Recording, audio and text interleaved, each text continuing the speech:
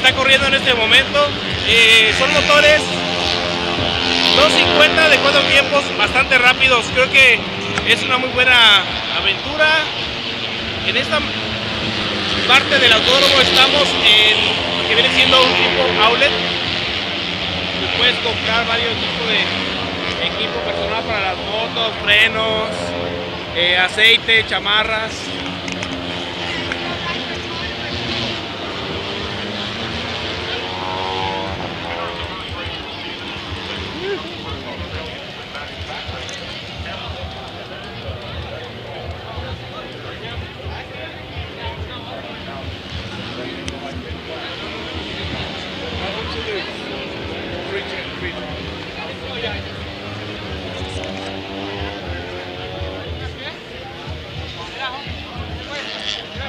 Okay.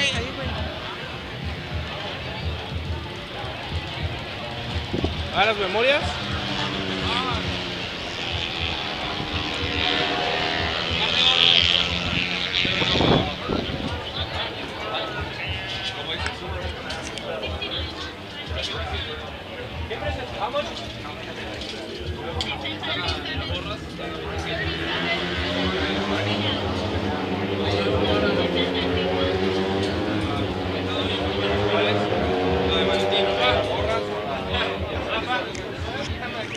¿Qué?